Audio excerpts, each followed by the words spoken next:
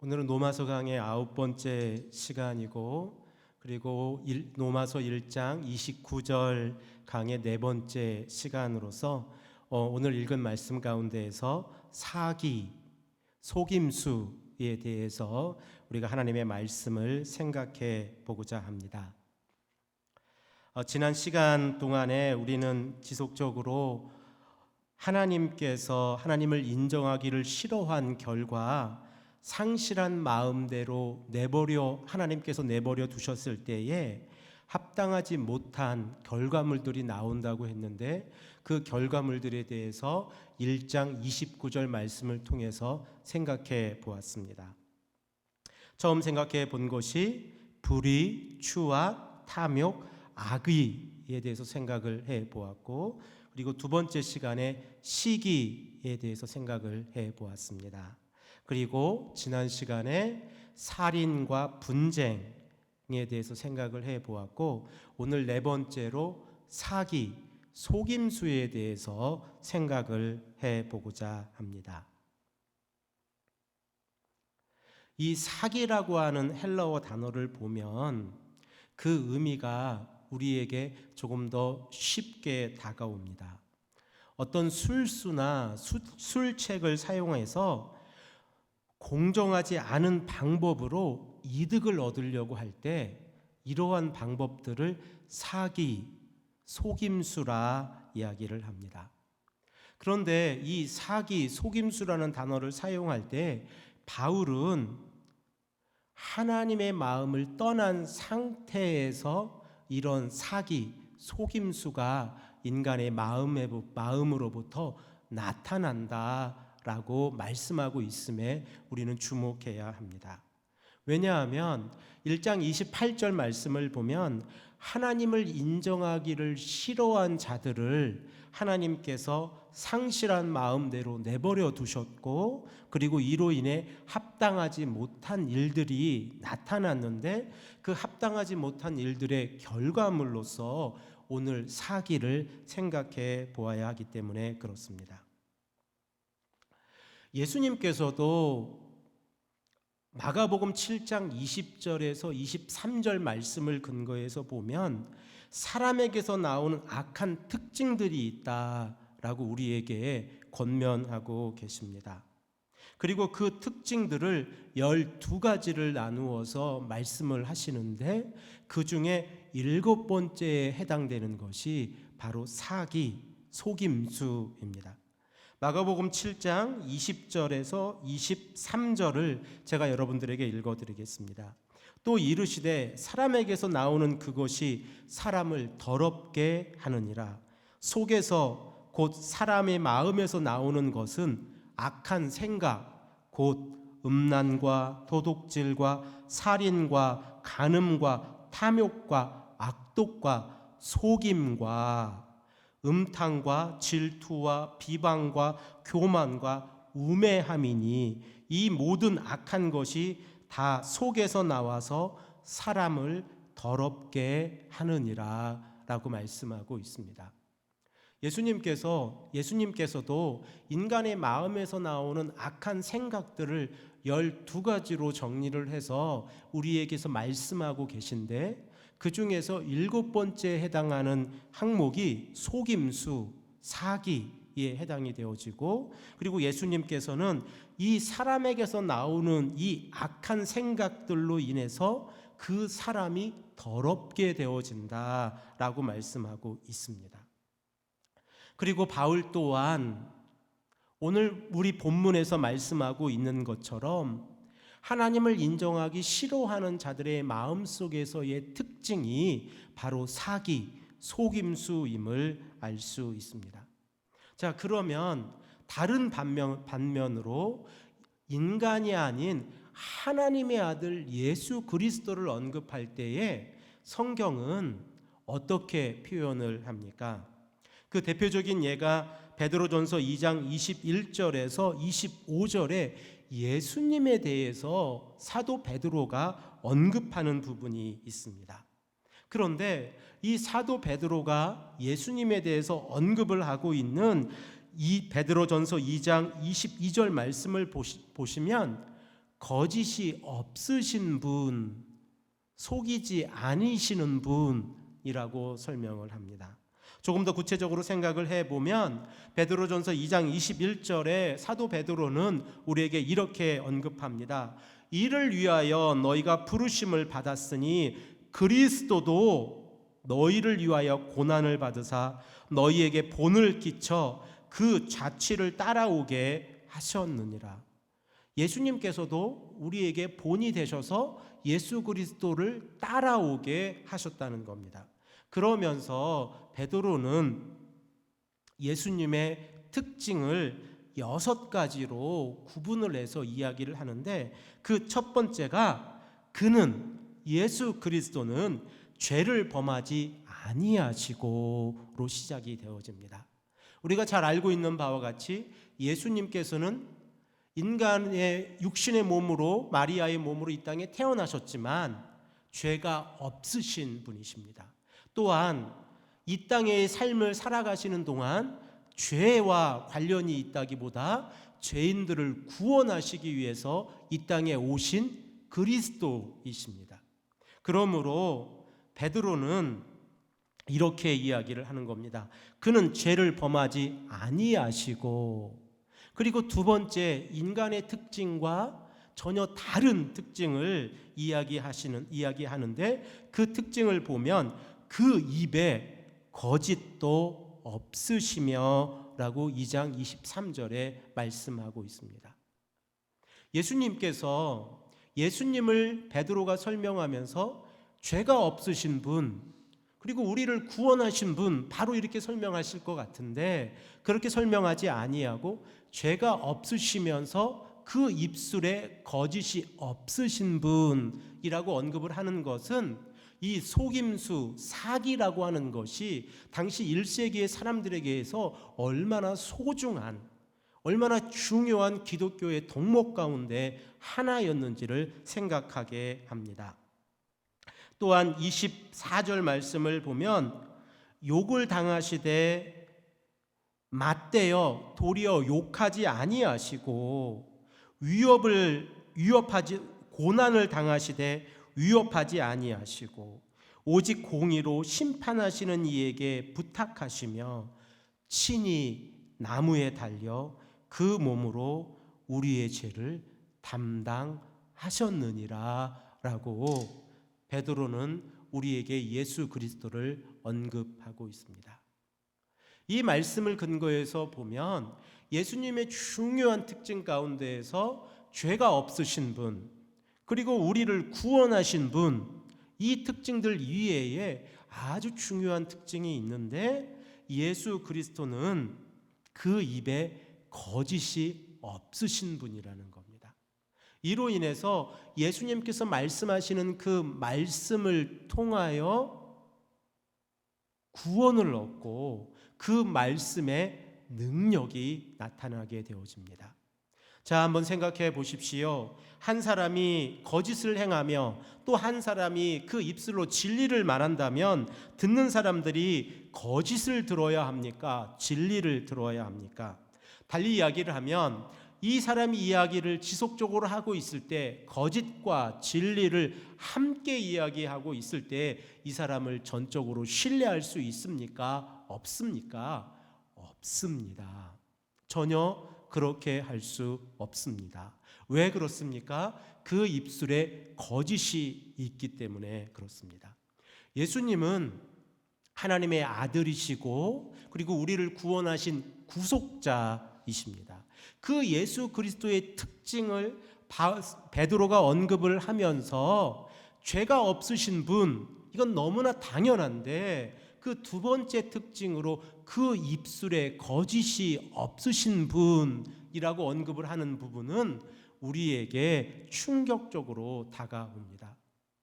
그리고 기독교인으로서 우리가 이 땅을 살아가면서 거짓이라고 하는 것이 예수 그리스도의 삶과 예수 그리스도의 가르침과는 전혀 별개의 것임을 다시 한번 깨달아 알게 되어집니다. 자, 이렇게 생각을 해보면 예수님께서 친히 마가복음 7장 20절에서 23절에 악한 생각을 12가지로 언급을 하시면서 말씀하셨던 그 속임수, 사기와 그리고 예수 그리스도를 베드로가 언급하면서 예수 그리스도의 특징 가운데 죄가 없으신 분을 언급하고 나서 그 입술에 거짓이 없으시고 그리고 우리의 죄를 담당하시는 분이라고 언급을 할 때에 뚜렷한 특징이 나타나는데, 인간의 입술에는 속임수, 사기가라는 것이 있고 하나님의 아들 예수 그리스도에게는 거짓이라고 하는 것이 없다는 것입니다. 자, 그러므로 우리가 기독교인으로서 예수 그리스도의 말씀을 따라 그 예수 그리스도의 순종하심처럼 우리가 이 땅에서 순종하며 살아간다고 하는 것은 우리의 입술에서 거짓을 버려야 합니다.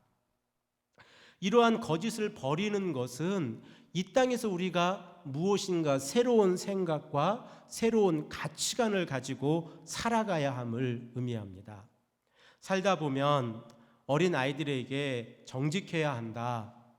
그리고 어린 아이들에게 거짓말하는 것은 아주 나쁜 일이야 라고 말하고 가르치지만 조금씩 커가고 그리고 이제 성년이 되어가면 입술에 거짓이라고 하는 것이 늘 붙어 있을 때가 얼마나 많이 있습니까? 우리 또한 우리 자녀들에게 거짓을 말하면 되지 않는다. 엄마 아빠가 모든 걸 다 용서해줘도 거짓말하는 건 용서할 수 없어 라고 아이들을 양육하고 가르치고 있지만 우리의 입술에도 거짓이 늘 있다는 사실을 우리는 자각하고 있어야 합니다. 돌이켜 생각을 해보면 어린 아이가 더 솔직하고 정직하며 때묻지 아니하였고 그리고 하나님의 말씀대로 살아가는 모습일지도 모릅니다. 왜 그렇습니까? 그 마음에 순수함이 있고 그리고 그 마음에 정직함이 있기 때문에 그렇습니다. 하지만 어른이 되어가면서 무엇인가 어려움을 넘기기 위해서 거짓을 행하고 그리고 무엇인가 이득을 얻기 위해서 거짓, 속임수를 행하는 것은 우리가 이 땅을 살아가는 삶의 하나의 방식처럼 우리에게 다가올 때가 많이 있습니다. 비록 기독교인이라고 할지라도요. 그러므로 우리는 이 거짓에 대해서 조금 더 깊이 생각을 해보고 거짓의 반대의 개념인 정직에 대해서도 조금 더 생각해 보면서 오늘 바울이 상실한 마음대로 내버려 두었을 때 인간의 마음에 나타나는 거짓, 속임수가 왜 잘못되어 있는지를 조금 더 깊이 생각을 해 보아야 합니다. 지혜에 대해서 언급을 하고 있는 잠언서에서 이 거짓에 대해서 찾아보면 여러 가지 정의들이 있지만 오늘 여러분들에게 잠언 11장 3절과 11장 6절 말씀을 소개해 보고자 합니다. 잠언 11장 3절 말씀을 보면 정직한 자의 성실은 자기를 인도하거니와 사악한 자, 구약성경에서는 거짓하는 자, 속이는 자를 사악하는 자로 주로 번역을 합니다. 사악한 자의 패역은 자기를 망하게 하느니라. 잠언 기자도 정직이라는 개념과 거짓이라는 개념을 양방향에 놓고 이를 구분해서 이분법적인 구조로 우리에게 가르치고 있습니다. 그 첫 번째 특징이 정직한 자의 성실은 자기를 인도하지만 거짓을 행하는 사악한 자의 패역은 자기를 망하게 하느니라 라고 말씀하고 있습니다. 달리 말씀을 드리면 우리가 정직하면 이 정직함으로 인하여 하나님의 인도하심을 받을 수 있지만 우리가 거짓을 행하고 사악한 행동 가운데 거한다면 우리는 망하게 될 것이다 라고 잠언 11장 3절에서 말씀하고 있는 겁니다. 11장 6절 말씀을 보면 조금 더 깊숙이 이 정직에 대해서 그리고 사악, 속이는 일에 대해서 언급을 하고 있는데 11장 6절 말씀은 이렇습니다. 정직한 자의 공의는 자기를 건지려니와 사악한 자는 자기의 악에 잡히리라.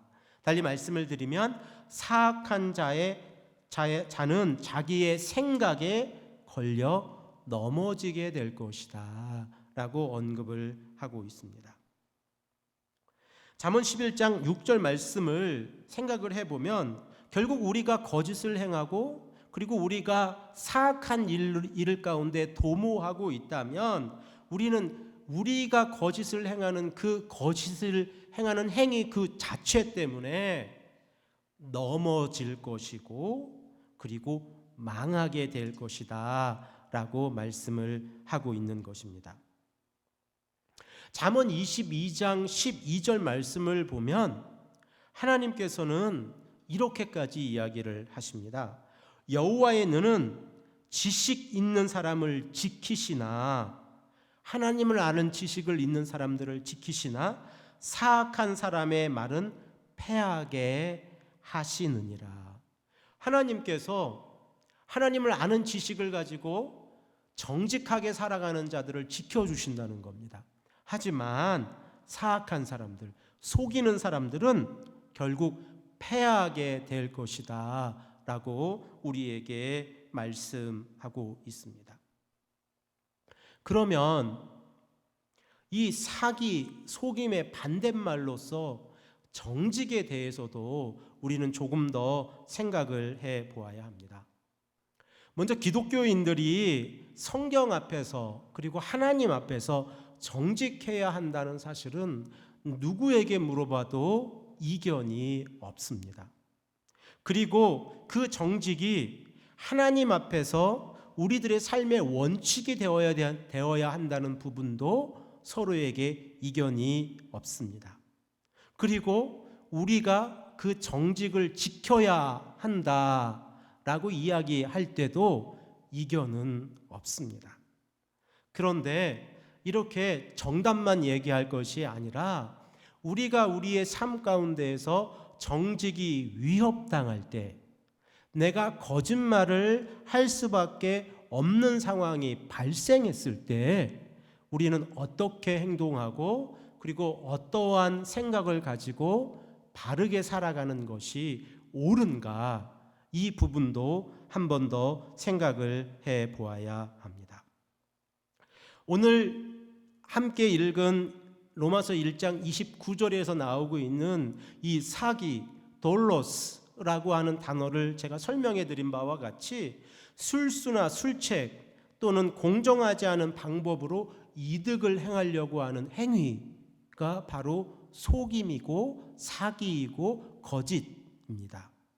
자, 그러면 이렇게 술수나 술책으로 또는 공정하지 않은 방법으로 이득을 얻으려고 했을 때에 우리 마음 가운데 있는 다른 무엇인가가 이 속임에 대해서 우리를 컨트롤하고 있지 않겠습니까?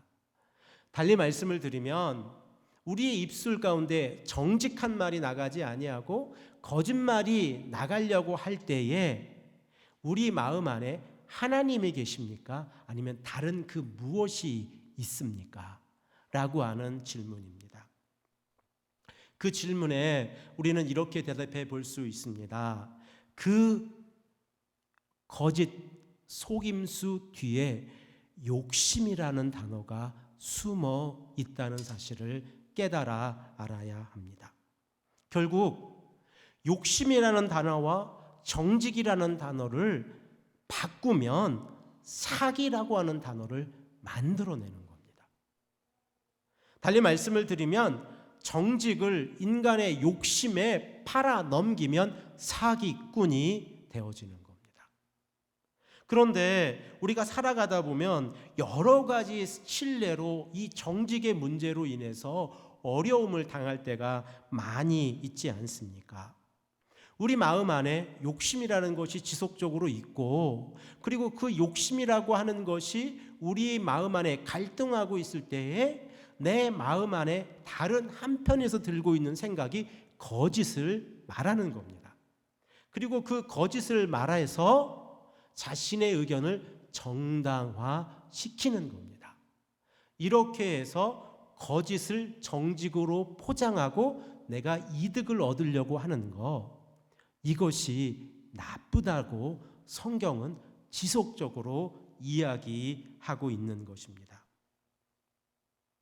그러므로 우리가 정직하기 위해서 가장 먼저 해야 될 일 가운데 하나, 달리 말씀을 드리면 우리가 하나님 앞에서 사기, 속임수를 쓰지 않기 위해서, 그리고 사람들 앞에서 사기, 속임수를 쓰지 아니하고 정직하게 행동하기 위해서 가장 먼저 해야 될 행위 중에 하나가 내 마음속에 있는 욕심이라고 하는 단어를 버리는 것입니다. 내 마음에 늘 욕심이라는 것이 있지 않습니까? 인간은 살아가다 보면 무엇인가 가지고 싶고 소유하고 싶고 편히 살고 싶고 그리고 자기를 합리화하고 정당화하고 싶습니다. 그리고 이 땅을 살아가면서 비록 그것이 성경의 가치관과 배치된다고 할지라도 사회적 이슈로 만들어 약자, 소수의 의견도 존중받아야 합니다라는 생각을 가지고 하나님 앞에서의 정직이 왜곡되는 경우도 종종 우리에게 다가옵니다. 그럴 때 우리는 어떻게 해야 합니까? 가장 먼저 소중하게 생각하고 해야 할 것은 하나님 앞에서 정직을 지키고 있는가? 하나님 앞에서 우리가 정직하게 살려고 노력하고 있는가? 이 부분에 대해서 고민하고 생각해 보아야 합니다. 그리고 중요한 것은 그 어떠한 일이 있더라도 정직에 욕심을 팔아넘기면 안 됩니다. 달리 말씀을 드리면 내가 지금 거짓을 행해서 조금 더 많은 이득을 얻을 수도 있고 내가 지금 거짓을 행해서 지금의 어려움을 면원할 수는 있지만 그 욕심, 마음 한쪽에서 일고 있는 사탄과 같은 그 욕심에 우리의 마음을 팔아 넘기면 우리는 하나님 앞에서 속이는 자가 되는 것입니다. 그러므로 우리는 우리 마음 안에서 욕심이라고 하는 단어가 웅크리고 있을 때, 그리고 우리의 마음 가운데에서 하나님 앞에서 정직이라는 단어와 멀어져 가고 있을 때에 하나님 앞에서 회개해야 합니다. 왜 그렇습니까? 하나님, 내 마음 안에 나쁜 마음, 욕심이라는 단어가 가득합니다. 그리고 나에게 지금 어려움이 있는데 그 어려움을 해결하기 위해서 지금 내 입술에서 거짓이라고 하는 이 단어가 나오려고 합니다.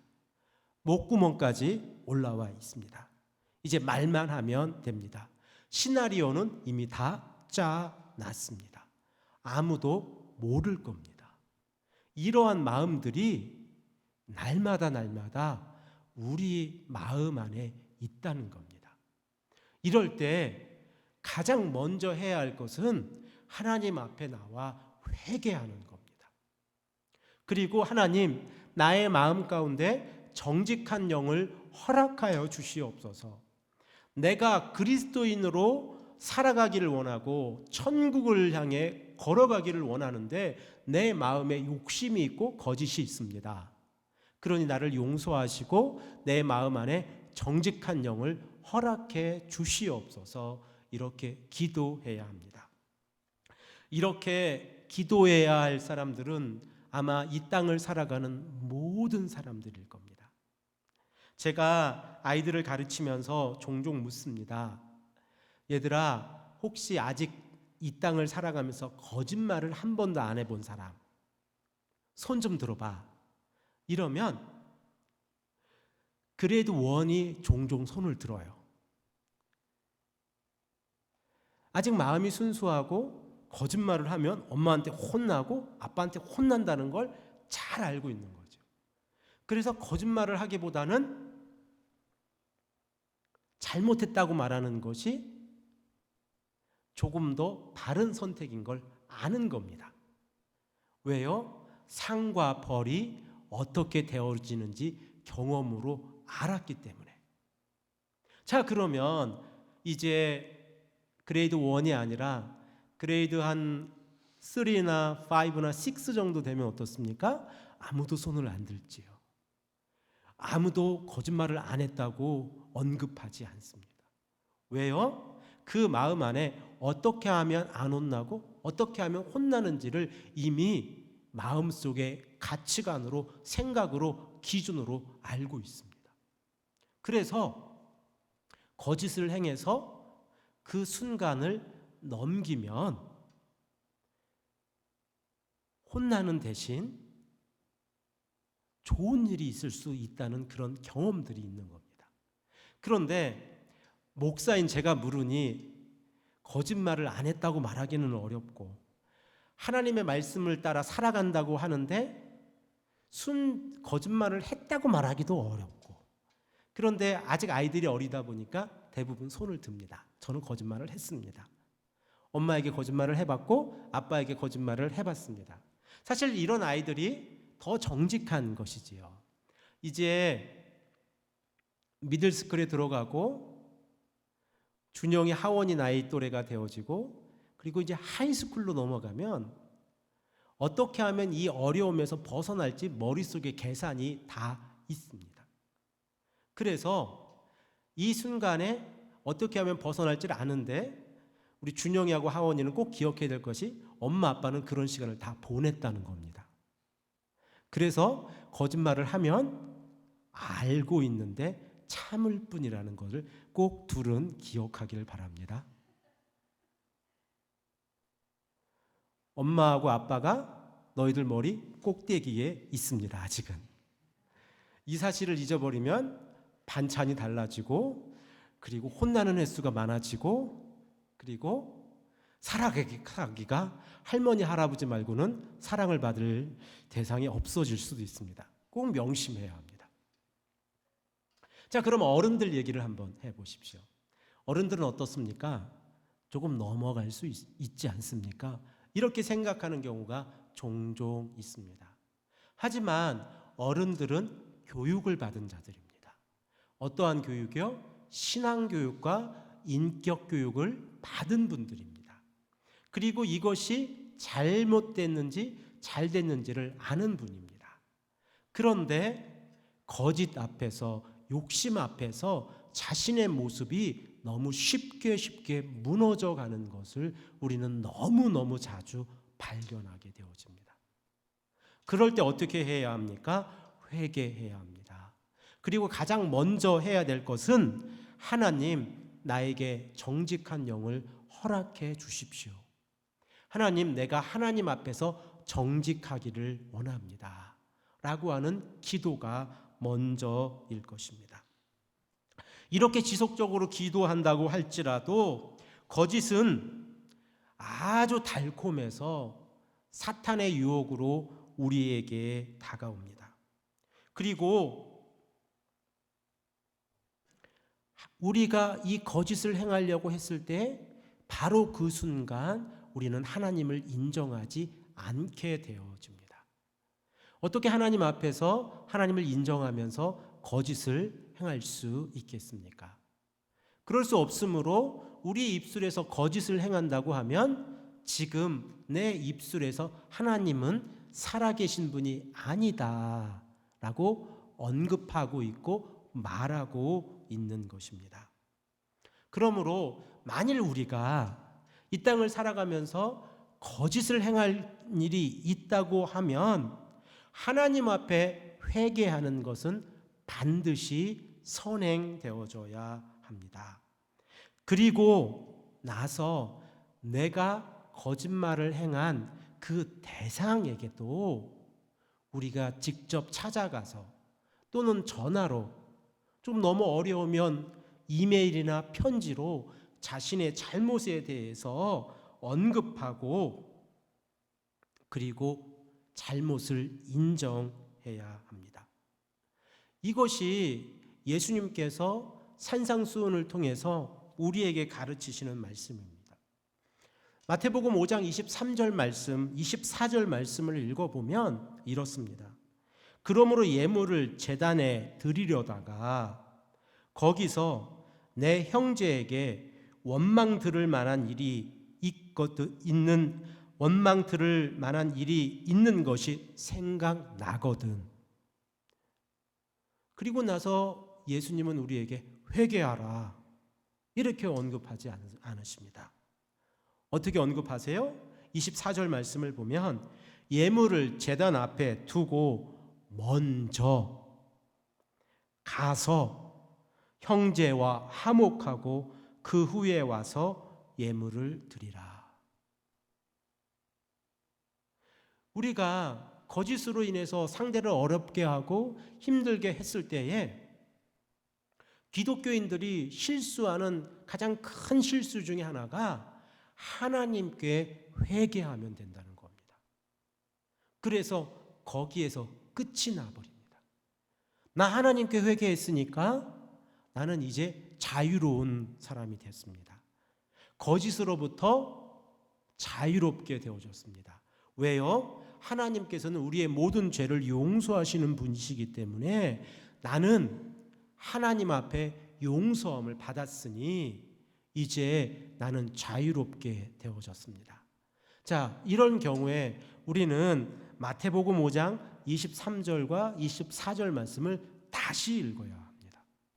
그리고 회개와 더불어 꼭 해야 할 일이 있는데 그것이 내가 거짓을 행해서 나로 인해서 잘못을 당하고 있는, 나로 인해서 어려움을 당하고 있는 사람에게 직접 찾아가서 내가 잘못했다고, 그 일이 너무 어려우면 전화로 내가 잘못했다고, 이 일도 너무 어려우면 이메일을 보내고, 그 일도 너무 어려우면 편지라도 우리가 잘못했다고, 내가 잘못했다고 인정해야 한다는 겁니다.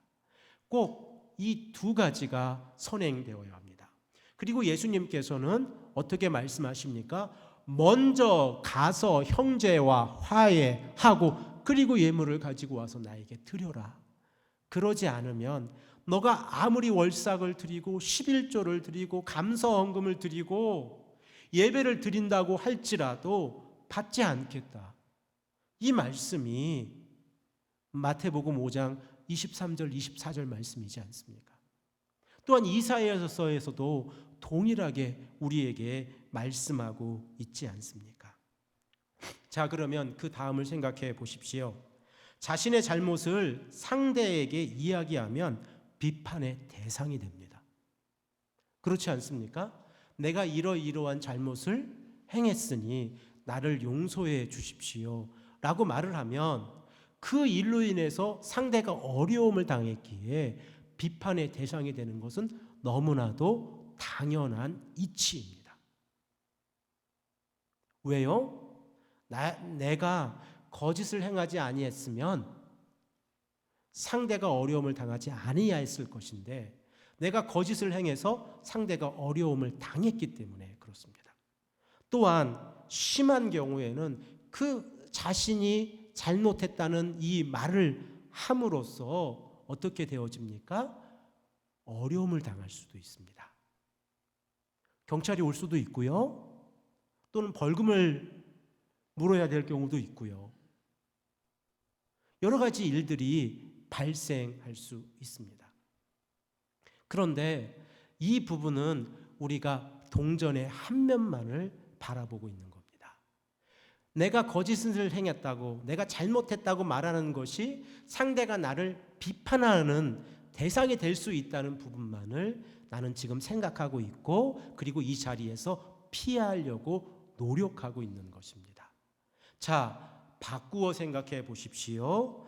내가 지금 상대에게 나의 잘못을 이야기하면 그 상대가 나를 비판하고 그리고 나의 잘못을 물을 수 있지만 다른 반면에 그 상대가 나를 신뢰하는 시작점이 될 수 있습니다. 왜 그렇습니까? 하나님 앞에서 정직을 행하려고 하는 그 진실된 모습이 상대에게 전해지기 때문에 그렇습니다. 또한 자기 자신에 대한 신뢰도 쌓아갈 수 있습니다. 내가 거짓을 행했을 때에 내가 거짓말로 인해서 내 마음속에만 꿍 하고 있으면 아무도 모르겠지라고 생각을 하고 말을 하지만, 첫 번째 하나님이 아시고, 두 번째 내가 알고, 그리고 세 번째 나와 함께 생활한 아내가 금방 합니다. 그러니 거짓을 행하고 그 일을 지속적으로 지켜나간다는 것, 그 거짓을 지속적으로 지켜간다는 것은 하나님 앞에서 잘못하는 것이고, 나 자신이 스스로 죄책감 가운데에서, 고통 가운데서 살아가야 하고, 그리고 가장 가까운 곳에서 나를 지켜보고 있는 가족들에게 폐를 끼치고 있는 것입니다. 그런데 이러한 문제를 아주 쉽게 해결할 수 있는데, 자기의 입술로 자신의 잘못을 인정하는 겁니다. 돌을 맞을 수도 있고, 신약 성경에 들어가면, 그리고 현대에서는 어려움을 당할 수도 있고 벌금을 낼 수도 있지만, 그리고 고소를 당할 수도 있지만, 그럼에도 불구하고 자신의 잘못을 인정하는 것은 상대와 내가 신뢰를 해가는 아주 중요한 시발점이 된다는 사실을 꼭 기억해야 합니다. 그리고 또한 상대가 나의 잘못을 지적했을 때에 우리는 때로는 너무 격분하고, 그리고 주관적으로 상대의 말을 잘라버리거나, 그리고 듣지 않으려고 하는 경우가 너무나 많이 있습니다. 왜 그렇습니까? 방어적인 태도가 우리 마음 안에 늘 있기 때문에 그렇습니다. 그렇지만 가장 중요한 것은 객관적인 사실을 빨리 인정하고 자신의 잘못, 거짓을 행했다는 부분에 대해서 인정해야 합니다. 살다 보면 인간이 가지고 있는 이 방어적 태도 때문에 자신의 잘못을 변명으로 일관하는 경우가 너무나 많이 있습니다.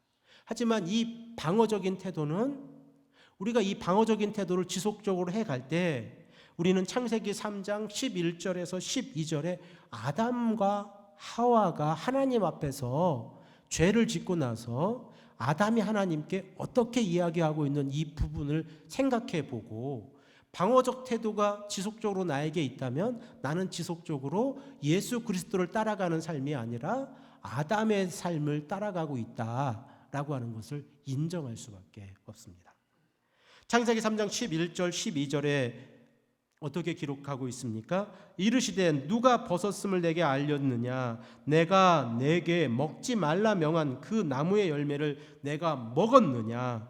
아담이 이르되 하나님이여 주께서 나와 함께 있게 하신 여자 그가 그 나무의 열매를 내게 주므로 내가 먹었나이다.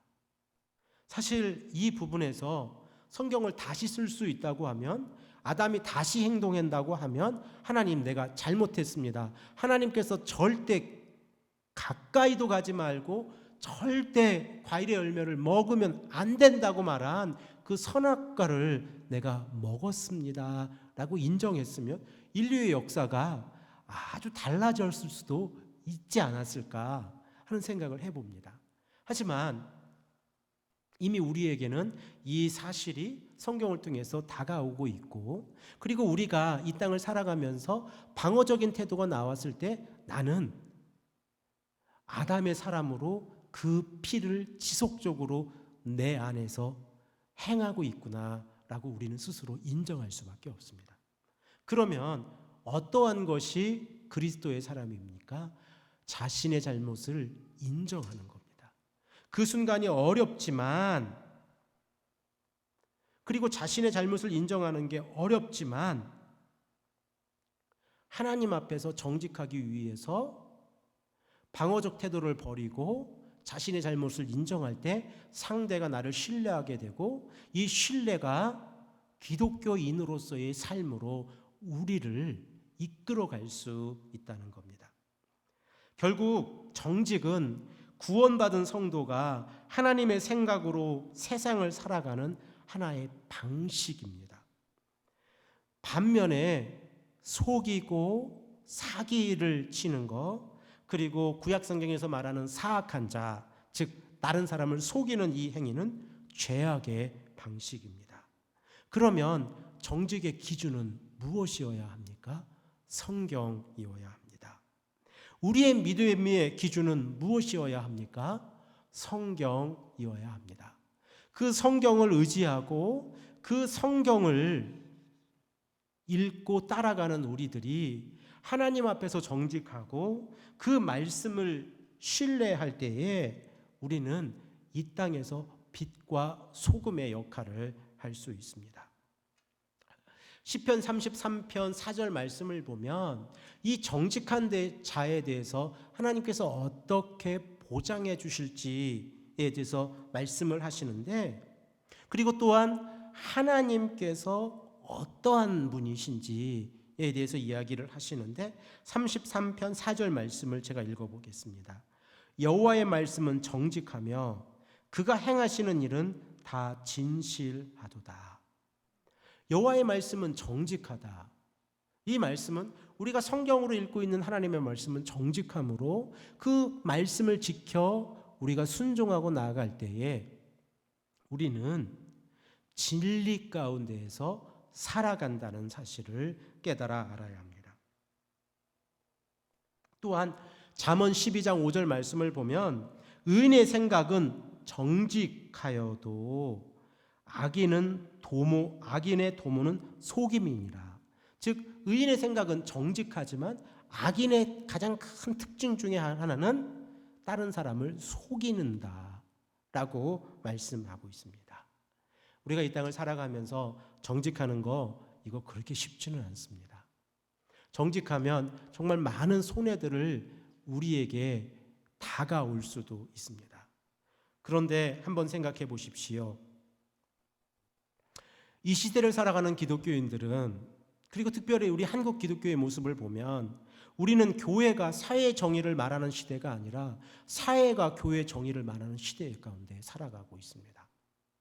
달리 말씀을 드리면 교회가 사회 정의를 이야기하고, 그리고 교회가 약자와 어려운 자들의 편에 서고, 그리고 교회가 예수님의 사랑을 실천하고, 교회가 그리스도의 복음을 증거하는 것이 바른 길이고 옳은 길입니다. 하지만 지금의 현 시점에서의 기독교의 모습을 보면 교회는 스스로 정직을 말할 수 있는 상태에서 벗어났습니다.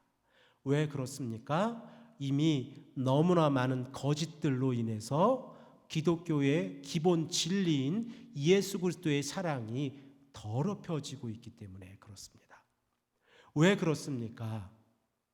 그리스도의 사랑 자체가, 십자가의 사랑 자체가 예수님 스스로가, 하나님 스스로가 자신을 더럽게 하실 분입니까? 성령님께서 우리 마음 안에 악한 영을 불어넣으시는 분이십니까? 이 사실이 아니라고 하는 것을 우리가 마음에 확신을 가지고 있다고 하면 삼위 하나님의 거룩에 대해서 더 이상 우리는 언급할 필요가 없습니다. 그러면 삼위 하나님의 거룩을 따라 살아가는 우리들이 그 거룩함을 더 빛내야 하는데 그 거룩함을 더 어렵게 하고 그 빛을 더 어둡게 하고 있다는 겁니다. 어디에서요? 교회에서요. 어디에서요? 기독교인들이. 왜요? 욕심 때문에. 왜요? 자기가 가지고 있는 권력과 지위와 명예와 돈을 지키기 위해서 무엇을 팔고 있습니까? 기독교를 팔고 있습니다. 이런 모습을 보고 교회를 찾아와 함께 예배 드린다고 하는 것은 어려운 일입니다. 왜요? 왜 그렇습니까? 기독교는 스스로 정직한 종교라고 얘기하고 있고 스스로 구원받지 못하는 이 땅에 살아가는 수많은 사람들이 예수 그리스도의 십자가의 사랑으로 구원받을 수 있다고 전파하는 곳입니다. 그리고 이 진리, 하나님이 세상을 창조하셨습니다. 예수님이 우리를 구원하셨습니다. 성령님이 우리와 함께 하십니다. 이 진리를 믿고 전하는 곳이 바로 교회입니다. 그런데 그 교회에서 거짓, 욕심, 탐심, 이러한 단어들이 들어오면서 교회는 타락하기 시작한 겁니다. 그러므로 반석 위에 세운 예수님의 교회가 더욱더 굳건한 반석 위에 서고, 그리고 우리가 그 굳건한 반석 위에 하나님의 몸된 교회를 세워가려고 하면 우리가 예수 그리스도를 믿는데, 우리의 신앙을 지키는데 우리의 목숨을 거는 것처럼 정직한데 우리의 목숨을 걸어야 합니다. 왜요?